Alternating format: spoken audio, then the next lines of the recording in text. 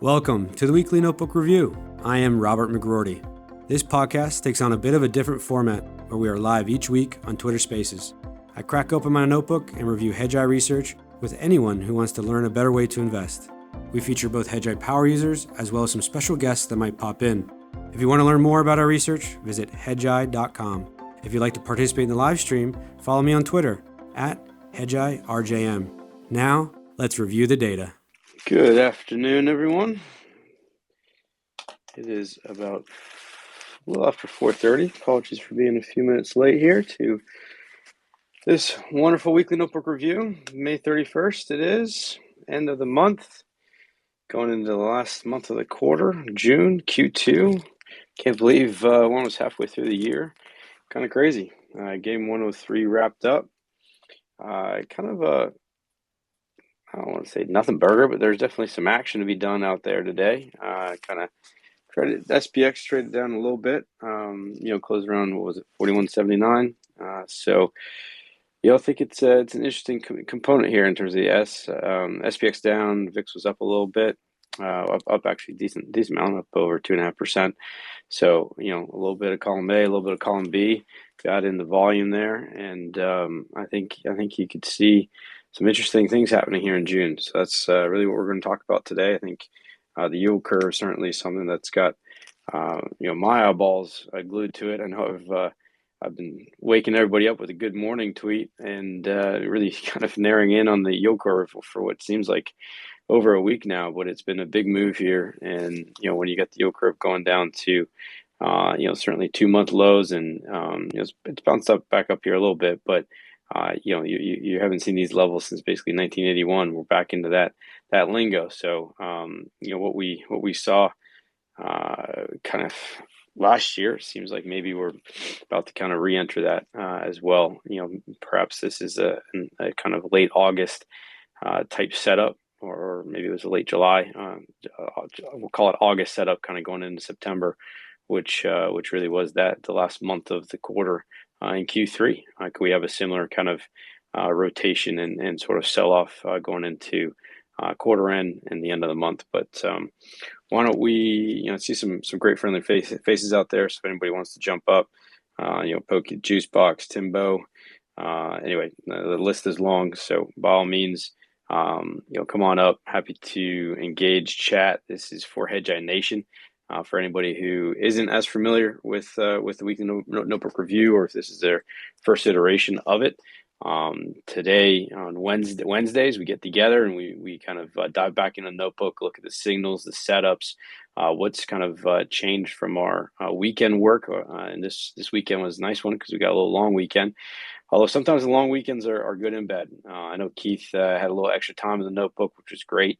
I was a little bit busier. I was traveling with the family, so didn't quite have as much free time, kind of in the hotel rooms and stuff and whatnot. But setup wasn't quite the same, but still got the work done, which is always important.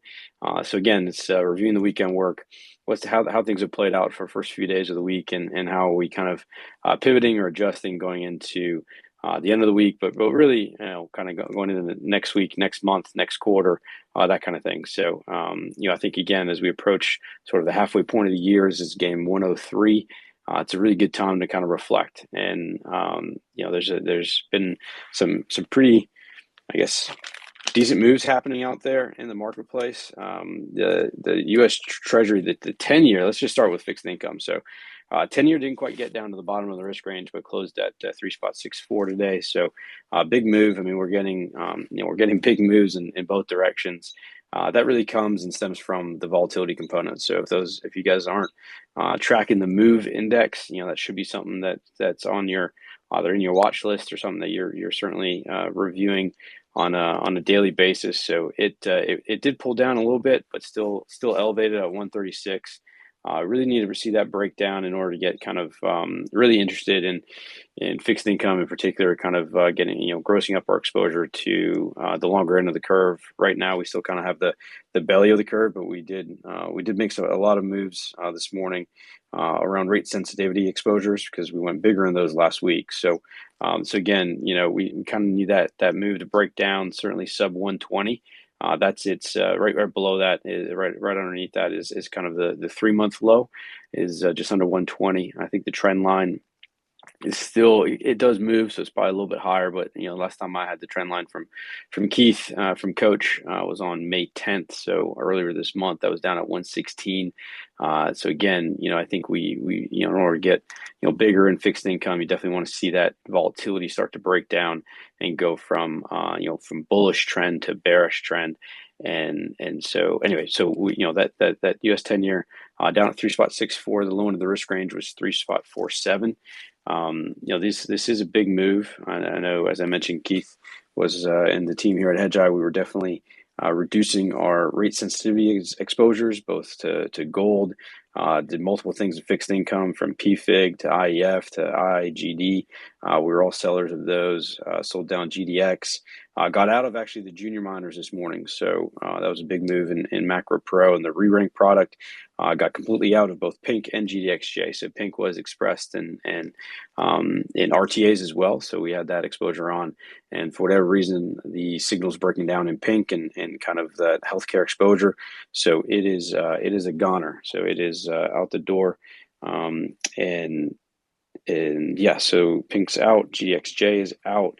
And GDX, though, kind of reduced that position just with, and again, I talked about this, I believe, last week with equity exposure. If volatility starts to, break out here and starts to move back into the chop bucket, and certainly from going from the low end of the chop bucket to the top end of the chop bucket, you're going to get just equities in general, whether it's good quad 4 exposures or bad quad 4 exposures. They do get dragged down, right? Equities just get dragged down. That beta does get dragged down. So I think the real opportunity on the board today was certainly in Japan. So EWJ was a good one that we added to in the Macro Pro and the re-rank. And SCJ is still on the board there in RTAs. So, he didn't hit the button again, but if you're risk managing that position, it's in ETF Pro long.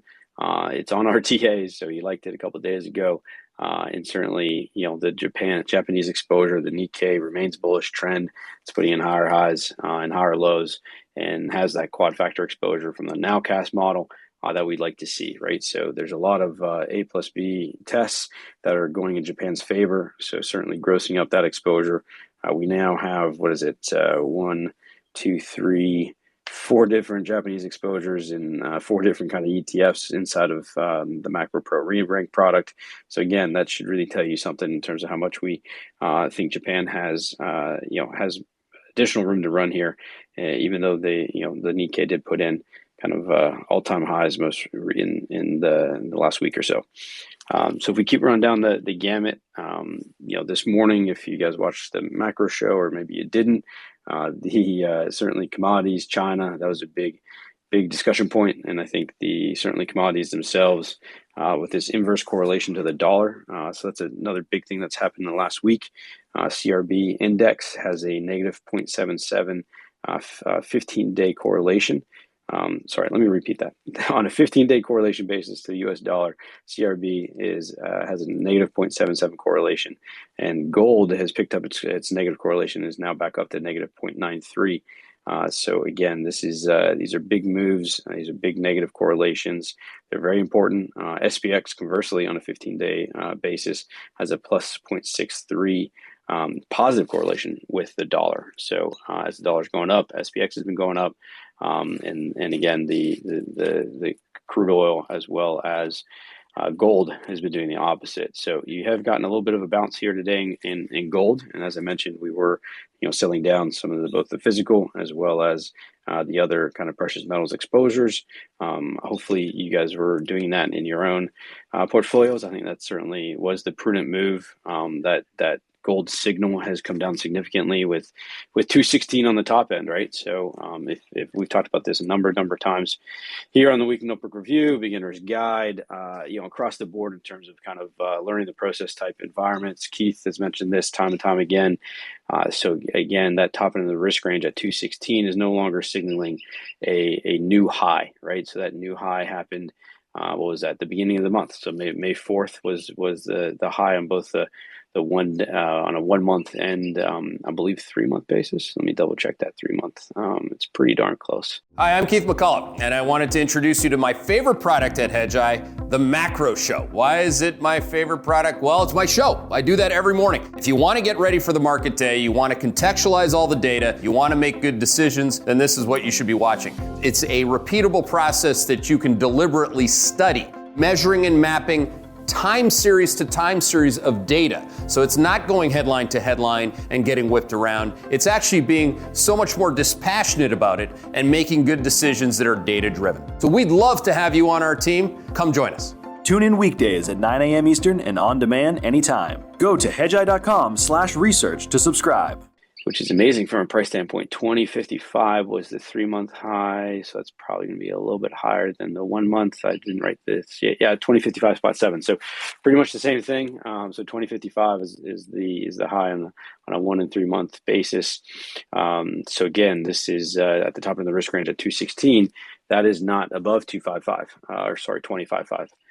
So again, this is something that you should be kind of noticing when you're looking at both the immediate term risk range and the longer term. So if you look at GLD, for instance, and you cross-reference that with ETF Pro that came out yesterday, that top end of the risk range is 190. And so that's sitting pretty much right at the 3 month and 1 month. So really 1 month high and 3 month high is at 190.44. So really just inside that. Keep a really keen eye on how that trend signal starts to move or pivot, right? So if let's start on because that's a trending signal. So again, that's a longer look back. I think we talked about that last week or the week before. It's a longer look back window, so it's a bit of a wider range because it incorporates a longer term window of price volume volatility versus the immediate term risk range, which is what is provided on a daily basis, which is for the gold. Not GLD, the ETF, but gold itself, the spot price. So again, that's these are really key things to be kind of taking a little bit of column A from ETF Pro, a little bit of column B from the risk range, combining all that with sort of the price action on the page, and then executing alongside both Hedgeye, Keith, et cetera, and inside your own portfolio. So I think that precious metals exposure is really a crucial one. It's still a core long and definitely performs very well in both a quad 3 and quad 4 environment. So it is it's got the right setups, but we just want to see that signal in those risk ranges to start to I think you went through that A/B test yesterday. It was on the macro show in terms of setups, right? So it's still bullish trend. But I believe you did mention that it's actually bearish trade yesterday, if memory serves. So bearish trade, bullish trend. So again, still bullish trend. For if you did catch the macro show yesterday, then from a signal strength standpoint, you want to have it be really in an ideal world, or the strongest signals are bullish trend, bullish trade, as well as making higher highs and higher lows. So that's kind of like the perfect setup from a long standpoint. So again, we got one of those in terms of bullish trend on gold, but it's bearish trade. So you really should be risk managing that position accordingly until it kind of sorts itself out and makes up its mind as to what it wants to do. And again, the quad setup, it definitely is in its favor, but you really do need to, with this US dollar strength, you either need the dollar to pull back here, and it is certainly oversold, but with this inverse correlation, you either need the dollar to pull back, which one may think is not necessarily a direct correlation, or a direct, if A then B type thing. But you certainly, it wouldn't hurt, I guess, right, in its current setup. But at the same time, in an ideal world, you're probably, in a quad 4 environment, you're going to want to see that inverse correlation start to break down and actually turn positive, or you're going to see both the dollar and gold going up kind of simultaneously, or not necessarily in lockstep, but just sort of in a continuous format, right? So that's really the setup that we're looking for, but we're not quite getting there. GBZ, though, down at sub 16, or really at 15.63. I mean, that's exactly what you want to see from a volatility standpoint. So definitely an investable bucket from a gold standpoint. That low, again, when it did hit its high, just as a reminder, back at the beginning of the month, that low on GBZ was around 14. So still have a little bit of time, a little bit of, if we can get back there, then that's going to certainly help with price action to the upside. But again, anything kind of sub 16 here is still very positive from a gold volatility standpoint. It's definitely in the investable bucket. On the flip side of that, you definitely got oil. Sorry, silver's next down on the on the sheet. On the flip side of that, you've got oil and natty gas, and really the energy complex in general, or kind of commodities themselves. They have been really. It's been a tough couple of days here. Post the debt ceiling, I guess. Not that really matters. I don't even know why I mentioned the debt ceiling from an oil standpoint, but regardless, you've had some pretty. Definitely energy, and in particular crude oil, WTI, CL1 would be the futures contract. That's gone kind of from the top end of the risk range down to the bottom end of the risk range. Really closed kind of underneath what was published today. So it's going to be pretty close to where we are. Interestingly enough, that's not a 3-month low. Today's closing price. It is a 1-month low at 67.71. But not a 3-month low. So keep an eye on that. Definitely lines up with sort of things can crash from oversold levels. But also, it's possible, from given this pretty serious move lower here in the last 2 days, that we do get a little bit of a bounce. And again, if we get a little bit of a dollar kind of retracement, that's certainly going to help both gold and commodities in general, given their inverse correlations at this point in time. If we go over to like kind of the Elite 8, which has been, all the rage and certainly has been talked about at length here at Hedgeye, as well as in the early look this morning. Certainly, retail, or the kind of more average investor, as well as even institutions. If you read that early look, it's they're all chasing kind of performance and the Momo. There's a lot of Momo in certain spots of the market, some to the upside and certainly some to the downside. I'd say oil energy has downside momentum, whereas things like Meta or Netflix, even Tesla as of recently, even though it's still a bearish trend, it's certainly had some has had some momentum to the upside as well here. Netflix went bullish. I believe that was yesterday for the first time. It really had a huge pop higher, and it's had a big month going from about the 319 level all the way up to 395. So it's been a big month for a lot of the Elite 8.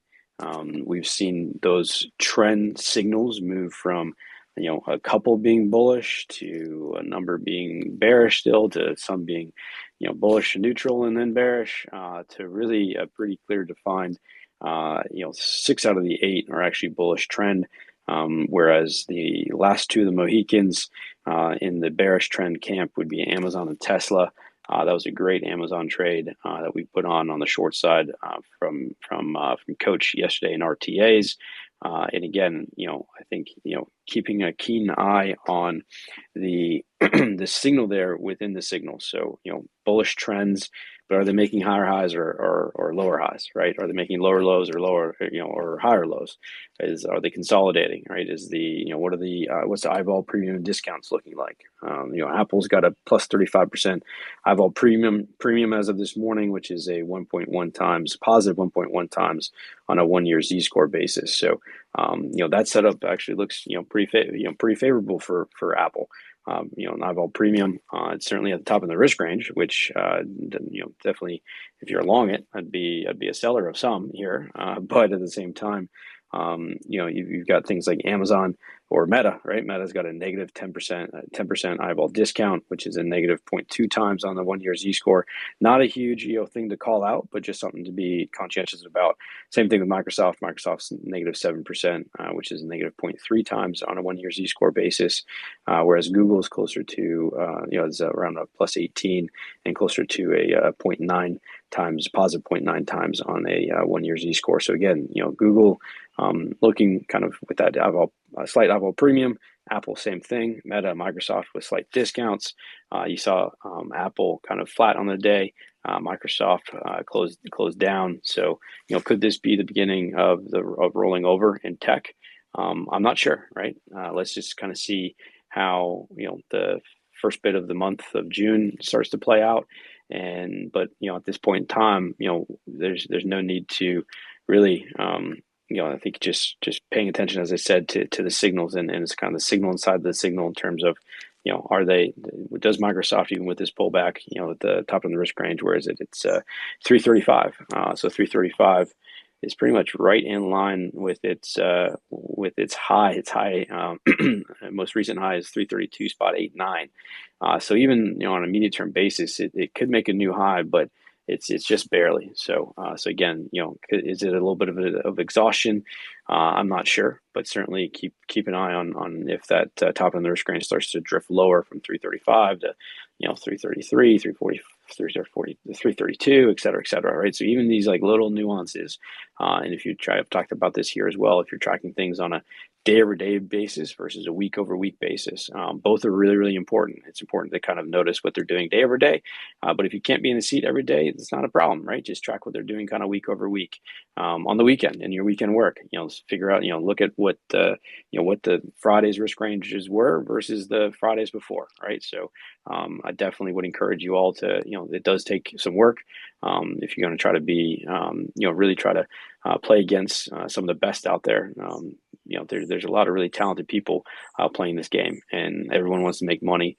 And that's the name of the game. That's what we're all here to do. We want to, preserve, protect, and compound our hard-earned assets. So let's just kind of keep focusing on that, and hunt in territories that have bearish trends. So some of the best ones right now would be industrials, XLI, jets, financials, XLF, retail, XRT, XOP, although be kind of covering some of those XOP as it was certainly pretty getting closer to the low end of the risk range. That's at 116, and that top ends at 129. So, but anyway, kind of energy. Financials, REITs. Oh, that was a great one. He went back to the board. So again, paying attention, as Keith mentioned this morning on the macro show, what general sector did he go back to when he was adding shorts yesterday? And that was real estate. So XLRE, really, again, just paying attention to these little things, it really can help in terms of where to go hunt. And so again, I'll call it out. I think real estate, financials, industrials, energy. Whether we've been expressing it through XOP, but you could do it through XLE as well. These have been great places to have on the short side, and hopefully some of these, not hopefully, but the quad 4 environment, set up in terms of the precious metals exposures, as well as some of the other fixed income that we have exposures to. Don't forget about BTAL. That's anti-beta, right, on the S&P. So if S&P is losing steam here with volatility picking up on another, I believe that was another higher low this on the closing. Let me just double check that. Yeah, another higher low here at 17.93. So BTAL could be another good exposure here to kind of be increasing your overall exposure to. I did notice somebody tweeted out, I believe it was to Muni Guy Brian, asked about kind of why does Coach keep talking about adding to certain positions or sort of fixed income and that kind of thing, or even FDRXX at the end of the month. I think FDRXX is a little bit different on the money market side. Typically, those functions is kind of like a monthly in terms of like how much cash they kind of calculate it over the month. But a number of the fixed income components have monthly dividends, right? So their X date is typically tomorrow. For a number of them. So for instance, like TLT, HYG, SHY, IEF. A number of them are their X dates are tomorrow. So if you're buying those today or last couple of days, or heaven forbid you got them kind of late last week and you picked them up ahead of the debt ceiling debate kind of came to a close, you're likely going to be kind of again, if you picked them up on Thursday, Friday last week, then you're up kind of 2% on something like a TLT, and you're also going to get that dividend come tomorrow. So that's, I think, more so again, like on the fixed income side, certainly is something's bullish trend if it's right on the day, or even maybe adding to some of it a little bit on strength. You can increase and if you have room, again, don't violate your position sizing rules, but if you got room to the upside in terms of increasing your overall exposure ahead of the X date on the monthly dividend, then that's kind of something that Coach has certainly talked about and reviewed. And I was actually doing that a little bit today too, because I saw some opportunities out there, even on green this morning. So it ended up, So for instance, increased my exposure to TLT, but I also sold some the calls. So it was really just kind of selling some of my options and buying and rotating that into the underlying so I could get the dividend payment. But that's neither here nor there. But it's about portfolio construction. And again, just sort of a little bit of tidbit in terms of how you can kind of manage your portfolio and reap the rewards of getting those dividends as well. All right, so that was like 25 minutes, which I was not meaning to do, but hopefully that was a helpful rundown. Went over basically a few of the key things in my mind that a lot of folks have been kind of talking about and discussing in terms of certainly the Elite 8 and tech and how that's been functioning year to date. Again, it's not about year to date; it's about the cycle to date. Year to date on Nasdaq is plus about 25%, but that cycle to date is nowhere near that number. So just remember that as you're kind of looking through things, it makes a huge difference. And certainly, So I'll just kind of leave it at that. If we want to dive into that more, we certainly can. But yeah, I think right now it's. I don't know, I guess kind of awesome that we're at near August highs from last year, and perhaps we're going to get a real opportunity to kind of ride, to kind of experience the quad 4 environment once again, and go from, we'll just use the NASDAQ here at, call it 1300 down to, 13,000, back down to that, 10,500 level that we saw in kind of, what was that, October, November, going into year end, that kind of thing. So that cycle to date, though, don't forget, again, just so we have it, that was back in November, and that high was, what was that high? That high was 16,057, spot 44. So that's a lot higher from here, and just kind of keep that in mind, right? All right, so why don't we open it up to any questions, commentary? I see, again, some great faces out there. Anybody's got any other comments about things I may have not completely touched on, but they've been working on it in their portfolio, their notebook signals. I see Syracuse out there. You haven't been on in a minute. You sometimes have kids at this time of day though, and that you're watching or coaching. So no worries if you can't join up here. But again, while I wait for folks to jump up, I will just mention two quick things here from a Hedgeye perspective. We do have. We announced Hedgeye Regional. So our next regional event is a one-day conference in Las Vegas. I'm going to pin that tweet to the nest here momentarily, and that's it's going to be a lot of fun. It's going to be in September. So again, if you're either on the West Coast or want to fly out to Vegas for the weekend, the conference is on a Tuesday. And, so I know we're going to be doing some activities there on the Monday. We have an opportunity to do a helicopter ride down to the Grand Canyon. And then I'm going to be coordinating a little golf day as well. So anyway, should be a really great opportunity. Another great conference here, Hedgeye Regional. And then secondly, we've got the Hedgeye Cares Golf Tournament. So that's our Hedgeye nonprofit foundation. And so we're doing we're finally getting back onto the golf tournament that we've put on annually in the past, but just with COVID that knocked it down. But we are back. So that is in September. I believe it's September 26th. And looking for both sponsors for different holes and that kind of thing. So sponsors as well as foursomes. So again, it's in Glen Arbor here, just out of Stanford. It's actually in New York, but it's Keith's home course. We actually played it at Hedgeye Live. It's an absolutely phenomenal track, and it's just a great day of golf. We certainly had a great time at Hedgeye Live on that Thursday morning playing at Glen Arbor. We actually didn't really want to leave, but we had to, and had to get back for Hedgeye Live. But at the end of the day, anyway, point is Hedgeye Cares golf tournament. It's going to be September, I believe it's the 26th. And so if you're interested in sponsoring or coming in for a foursome, from a sponsor standpoint, certainly happy to have anybody from a national standpoint. Obviously, so just email either myself or DM me, or there's also a contacts at hedgeyecares.org as well. So I'll pin that tweet to the nest too. Hi, Robert McGroarty here, Director of Subscriber Development at Hedgeye.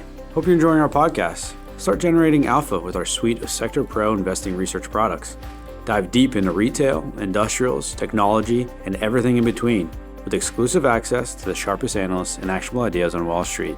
Go to hedgeye.com/research to subscribe. Enjoy the rest of this episode. Brad, thanks for popping up, man. How are you? Good. How you doing? Yeah, doing well. Need a little bit of water. Well, I'm looking at water and a golf course as we speak. I'm sorry to miss a golf course up north, but as some people know here, I'm down south. I wanted to bring up Hedgeye, red eye, green eye, and I'm sure it slightly confused people. And Keith loves to say he doesn't trade spies, but I think I'm triggered on something, and I'm sure me mentioning it to this crew, everybody will take advantage, and it'll jinx me. But you know what I've done? When he puts it on red, I look for whatever the main staples are in the short book that are at the top of their range, and I go in for 5% and just scalp it. I mean, the red eye, green eye app has been so dead on since he started it. I mean, I think we all forget it because we're all busy and looking at different tickers and this, that, and the other. But, it's like that. If you like to hold 10 things and you have that 11th that's sitting out there, that makes my excuse to go ahead and short the 11th when he puts it on red, and then cover when he puts it on Z. So, I know this topic has come up and there's been some confusion back and forth, and it's settled down recently, but I'm now finding it to be, for scalping, extremely useful. Just one position. Yeah, no, Brad, it's a really good point. And, for those that don't know, so the Red Eye Green Eye is an app. It's a free app that, it's a free app you can get in your app store, whether it's, Android, Google, as well as Apple, so Apple Store. And again, it's pretty straightforward. It's, basically sell neutral, which is Z's, aka that's what Brad was just mentioning there. So Z, aka it's the sleeping bear, or green for buy, right? So pretty straightforward. He hit had been on snoozing, so I have been on snooze since I believe last Thursday, and Keith hit the button on the sell signal there yesterday. I believe that was late morning, so it was really good timing. It's been a heck of a good 2 days if you sort of sold into certainly the open yesterday, let alone really kind of any kind of pop last couple of days. So certainly, yeah, Brad, that's really good commentary, and glad it's been working for you. I agree. It certainly adds to the old conviction in terms of seeing something that's out there and knowing that it is in the Z mode, right, in the sleeping mode. The Thunder Bay Bear was snoring for a minute, but he's back. He's back on the prowl for on the short side. Yeah, look, I think the avid follower is him saying I don't trade spies, but yet it's on SPY sometimes confuses people. I'm just using it as a barometer to tell when a storm is coming in. So just 2 cents. No, but yeah, Brad, that's kind of exactly one of the reasons we launched it, right? It is a barometer. It is kind of a weather forecast vein, and a lot of people do trade the spies, even though that's not necessarily Keith prefers to get a little bit more surgical with it and going after various sectors and that kind of thing. But yeah, man, no, I would encourage anybody to be downloading it. It is absolutely free. If you don't mind, I do have a question for you to add in. Yeah, let's do it. No one's kind of popping up, so I don't know if they're busy or they're just listen mode. But yeah, you got me, bro. Well, let's say we pass this debt deal tonight, and again, who cares about kind of these auxiliary events, right? We'll eventually pass it, so we all know that here comes a bunch of issuance afterwards, and I'm hearing Mike Taylor is convinced yields go down when a bunch of debt goes out. I don't know if any of you guys internally have talked about it. I mean, I catch the macro show most days, but I'm not sure how much it's come up. Look, I mean, that's also an external event, if you will, but it's quite the macro external event in the bond space. So wondering if you have any insight, commentary, whatever. I'm not looking for necessarily trading advice, but I can, in my pea brain, I can argue it both ways. Too many bills equals this, too many bills equals that. Yeah, Mike was on, I think, last week, kind of talking about it a little bit in regards to what he was anticipating, and I brought that it kind up, of thing. and he's been firm, and I followed up with him on Twitter the next day because I didn't want to belabor this topic, but I still don't think I glean, okay, if they put out a bunch of bills or bonds, T-bonds, what, to me, they're flooding the market and they should be cheap and yields rise, is some dumb logic that clearly Mike utterly disagrees with. I'm not trying to put you into a corner to take a position, Robert. Just any thoughts?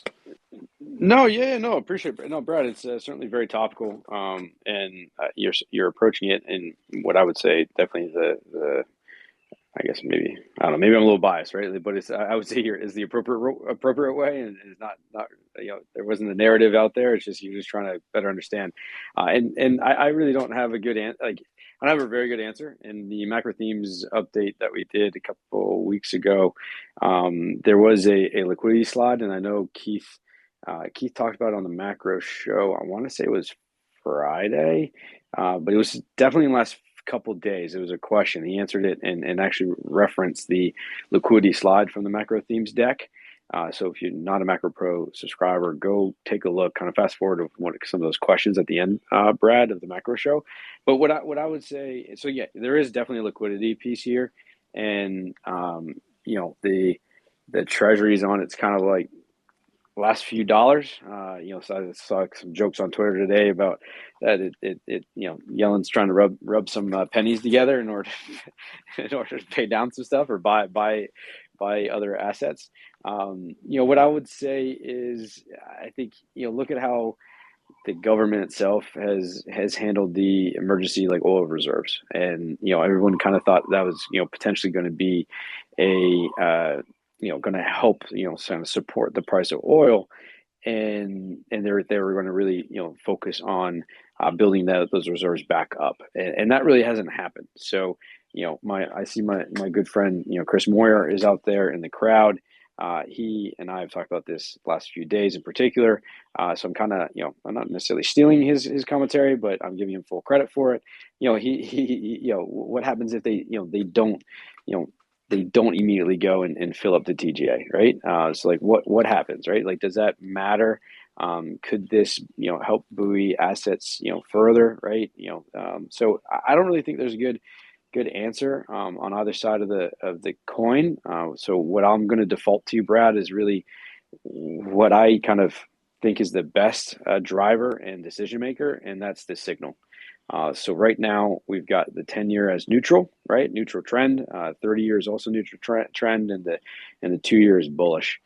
So that's driving kind of the yield curve inversion that's happening, and so let's just kind of like wait and watch, right? Well, that's my first plan. I'm sorry to jump in, Robert, but yes, I'm not trying to front run this.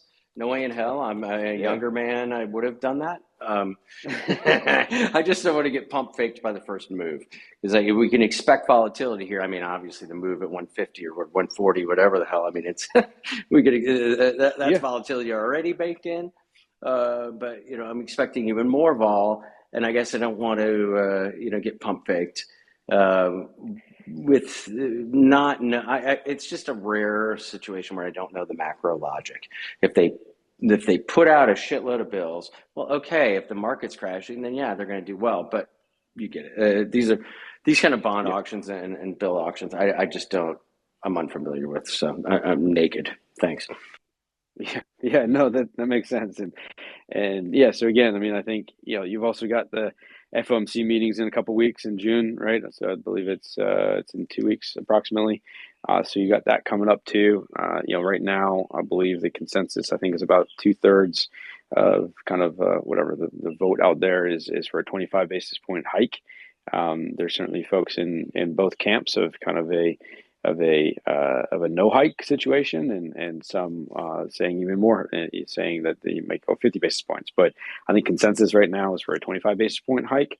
And again, I think that's getting reflected in both the 2-year in particular. Now that especially that it's up at where to close at 4.40, right? So it's right kind of, I wouldn't say middle of the range, but kind of the top third of the range, because that top end of the 2-year could get up to 4.61. So again, you got kind of another kind of 20 basis points there in the 2-year to the top end of the risk range. So again, with some of this debate and commentary, Brad, my default is really just to kind of like stick with the numbers and the data and let that kind of drive me. And I know it sounds like you're doing the same thing. So I've got some, you know, I've got a little TLT on the books, and I've got a little BAB.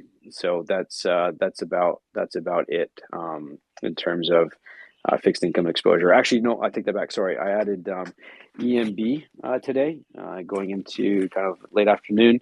So that's the U.S. dollar emerging markets bond, right? So I added a little bit of EMB as well. A little bit of combination just try to get the dividend, but I just kind of like the way that it was setting up here. It's had been pretty benign last 3 months from a volatility standpoint. It's really traded from like 84 to 60. So I just kind of like that setup and wanted to increase my fixed income exposure a little bit going into month end. So I actually did add EMB. Coach added PFIX today. Can't remember if I mentioned that. So he was adding some fixed income exposure as well, but he chose to do it through PFIX. Thanks, Robert. Interesting month ahead of us, as always. But this one will be special. Yeah. I know we don't do feelings, but it feels like it's going to be unique in one way or the other. It's going to be unique. So it's been, I mean, again, I wrote down in my notebook today, year to date on the NASDAQ, and it's, plus 25.32% as of this morning.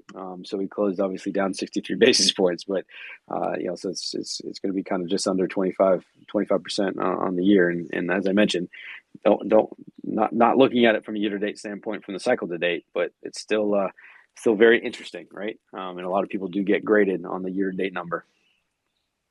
Well, if today was month-end markup, they didn't do so hot. So may portend. Exactly. Leo, my man. Hey, how's it going? I'm good. How's life in Michigan? Oh, it's very, very hot. It's like 90 degrees today. So yeah, we're about to get that. We're about to get that heat wave. Fun stuff. So I heard you talking about PFIX, and I just wanted kind of a little bit more of a clarification on that. I've always thought in my pea brain that it was almost like a short type bond idea, like where we thought that the 10-year or the 20-year was going higher. Obviously, if the thoughts are, obviously there's no TLT in the portfolio right now, so that's, so that's a sign. But so am I reading what PFIX is incorrectly? Is it just the volatility, and therefore, with more bonds coming to the market, the thought is that the volatility picks up? I don't know. So I don't know the answer. I think you may be overthinking it a little bit. I think the signal, PFIX looks really good. So what I would say is I think the signal in the last sort of, month to 3 months, it's certainly in the last month, it's picked up good signal strength. And it's month end too, so it pays out a good little dividend.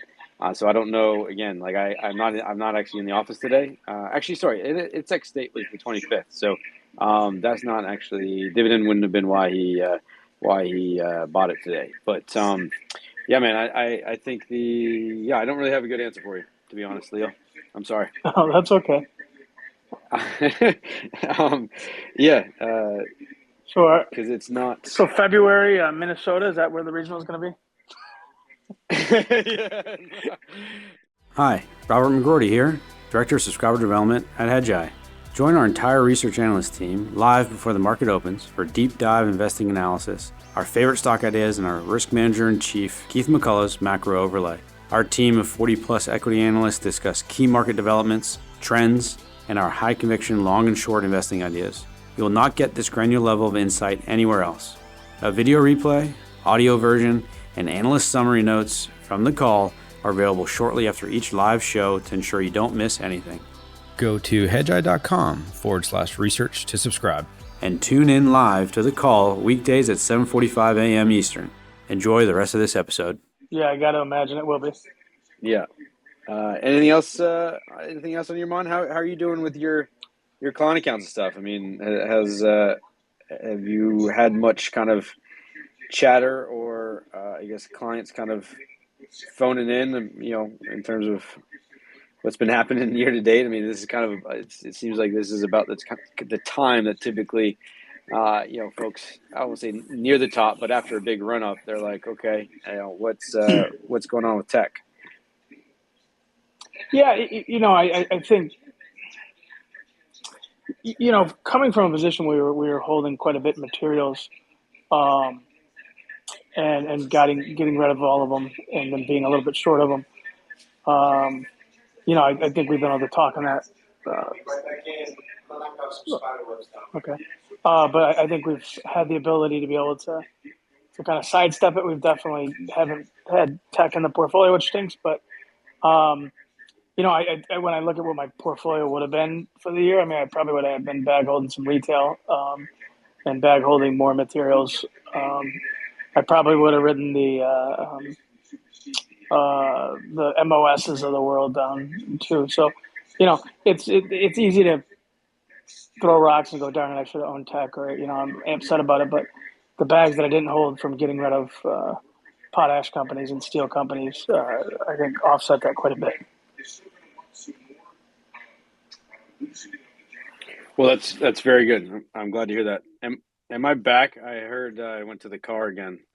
I think this timing, I keep cutting out. Am I back on? We heard the vice president earlier. He sounded rather young, but that's cool. All right, perfect. Thank you so much. Keep up the good work, guys.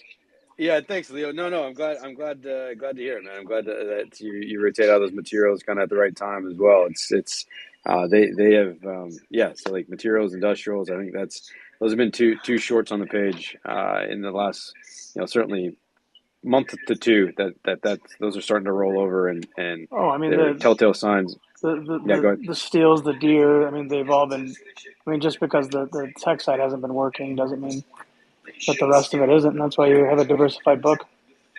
Yeah, exactly, Leo. Exactly. Awesome, man. Well, I appreciate it, buddy.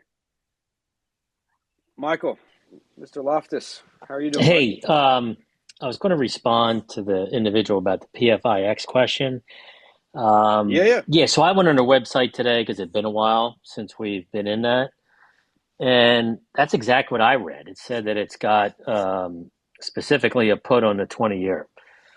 So it kind of confused me on why that signal came about. So I held off on buying it. So I'm just clarifying what I read on their website today. So it definitely is going the other way. Okay. Yeah, I don't know. I can't. No, I'm not putting you in a spot. I'm just trying to respond to the other person that had a question about it. No, totally. So again, I'm like I said, it's you've read different stories about what's going to happen with bonds, right? I mean, obviously we've seen it roll over with a lower high. I still kept a little bit of TLT personally, just a 2% position. So I had a decent day today with 3 of my holdings, but you're hearing about it when the Treasury is going to have to reload their portfolio, then bonds could go the other way. I'm reading that as well. I don't know if you have any thoughts on that. So I mean, I'm down to, I think I've got a total of like 7% in duration, so pretty much nothing. Just waiting this out, meaning waiting out the the debt deal.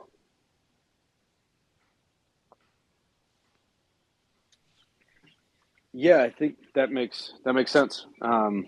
It's kind of certainly what we've been doing in our book too. I mean, as I mentioned earlier, like Coach took down. I mean, he sold 150 basis points of both IEF and IIGD today. It's been a long time since I've seen him make that big of a move in really in anything, but it's specifically, normally it's kind of like 100 bips here and there, but he did 150 in IEF and IIGD, and then another 100 basis points in PFIG. So he was definitely very active on this kind of move lower in the 10-year, in the kind of the belly of the curve, and yeah. So I think I think he's in a similar kind of like wait and watch mode, and that is what the neutral trend does tell you on the 10-year. It is a wait and watch environment, and as I mentioned, the move at 136 kind of tells you the same thing with elevated volatility. So could go either way. And I think for me, as you know, I mean, I just don't like to trade in and out of stuff. So I did cut some stuff a couple weeks ago down to where I am now, but I feel I'm pretty minimum where, quite frankly, across the board, I'm probably, flat in all the holdings. So it's not hurting me. Right. It's not really helping me either right now, but it would be good to finally see the 10-year roll over. That's for darn sure. Yeah. Agreed. Just in terms of PFIX, they need to update the website. So the kind of the bump at the top of the page is, I mean, that's like any website. I don't know who would have to update that, but the best thing is to scroll down and look at the holdings. So it doesn't hold any puts on TLT. It doesn't hold any puts on the 20-year. It's all swaptions and T-bills. So the thing with PFIX is it's going to have a play on, excuse me, it's going to be the play on the move. It's going to be on bond volatility more than anything else.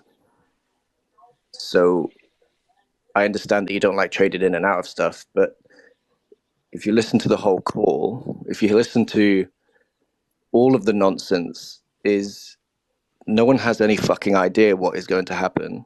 So if you hold bonds, the best hedge to have is either like reduce your position, hold, if you're long TLT, then buy some puts in it, or there's an ETF that plays on bond volatility. So I think, like anything, obviously it's a big thing, and everyone has to kind of have a position. Well, you don't have to have a position. That's the starting point. You don't have to. And almost every bit of commentary, almost every podcast is completely contradicting each other. The whole thing is spinning round and round and round and round. The honest answer is no one fucking knows. So if nothing else, the signal has gone bullish for PFIX for Keith. And a Brucey bonus is it will hedge anything else that he has in the book. So I think sometimes it's just overthinking it, and that's it. My 2 cents. Yeah, that's what I was trying to get at. That I think it's just a good signal, right? So he liked it. He was looking for it, and I hadn't looked at it in a while. So thanks for giving me the heads up on the holdings. That was on my evening work this evening, is to kind of look at that, because there was a new one in the book, and I hadn't looked at that in a while. He still does own the CTA, and that one's got that one continues to perform quite well as well. So that's definitely that's another Simplify ETF, but that CTA has been a great performer the last 3 months, or kind of since kind of like what was that, late April or late March. Really has and again, I know it's got like a dollar component, FX component, and even I think that one's even got does that one have commodities too, Chris, exposure? Yeah.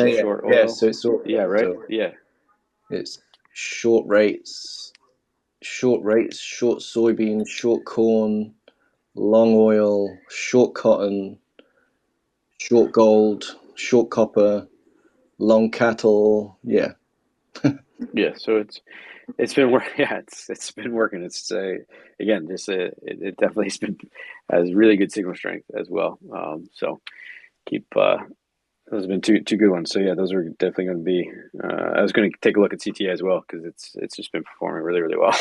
I was going to go on there tonight and take a look at what they were holding. But I got you as to give me the rundown, so that's even better.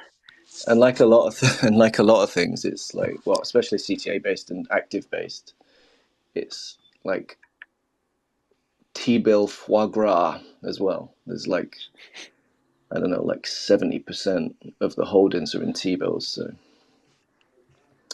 So yeah. Awesome. Anything standing out to you these days, Chris, from even just from last week to this week? A whole lot of nothing, really. Yeah. Cool. Yeah, I mean, obviously on the commodity side, there's just like anything, there's loads of stuff going on in the background that obviously everyone trapped in FinTwit doesn't really talk about that often, but yeah, it's just the same old. If you've been trapped short in tech and doing nothing else, then you're getting screwed. But there's lots of other stuff going on. Yep. Agreed. Good talk.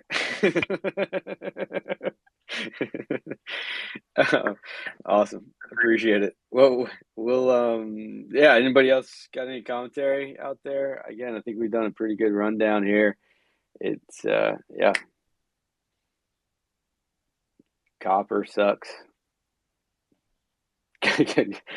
Platinum, or palladium, excuse me, sucks.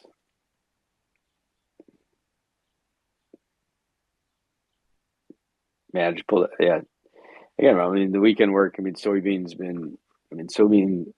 it's pull up a chart of soybeans. It's pretty brutal. It's gone from 15.2